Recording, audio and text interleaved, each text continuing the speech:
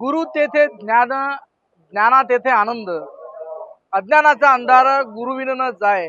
या संत तुकारामांच्या अभंगाच्या पंक्ती आहेत, ज्या गेल्या अनेक वर्षांपासून आपल्याला सातत्यानं या ठिकाणी सत्यात उतरत असल्याचं पाहायला मिळत आहे. गुरु आणि शिष्याचं हे नातं जे आहे, संत परंपरेचं जे नातं आहे, आज गुरुपौर्णिमेनिमित्त बुलढाण्याच्या या शेगावमध्ये देखील मोठ्या आनंदाने जोपासणारे हे भाविक जे आहे, संत नगरी शेगावमध्ये सकाळपासून आपल्या लाडके गुरु म्हणून संबोधलेल्या गजानन महाराजांच्या दर्शनासाठी या ठिकाणी मोठी गर्दी करत आहे. सकाळपासून मिळेल त्या वाहनाने ही भाविकगण जे आहेत मोठ्या संख्येनं शेगाव नगरीमध्ये दाखल होत आहेत. आषाढीचा सोहळा झालेला आहे.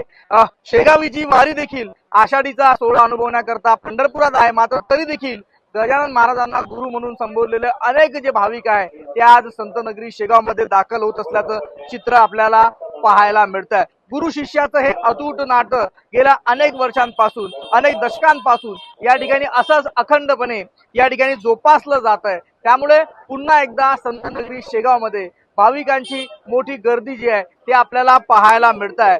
खऱ्या अर्थानं भाविकांच्या या गर्दीमुळे पुन्हा एकदा संत नगरी शेगाव फुलून गेली आहे. मोठ्या जत्रेचं स्वरूप जे आहे ते या संत नगरीला या गुरुपौर्णिमेनिमित्त प्राप्त झाल्याचं आपल्याला पाहायला मिळत आहे. गुरु शिष्याचं हे अतूट नातं आणखी अशाच पद्धतीने पुढे चालू राहावं आणि गुरुपौर्णिमेनिमित्त आपल्या लाडके गुरु म्हणून मानलेल्या गजानन महाराजांना अभिवादन करण्यासाठी असंख्य लोक जे आहे या ठिकाणी आज संत नगरी शेगाव मध्ये गजानन महाराजांच्या दर्शनासाठी पोहोचले असल्याचं पाहायला मिळत आहे. प्रफुल्ल खंडारे, जय महाराष्ट्र न्यूज, बुलढाणा.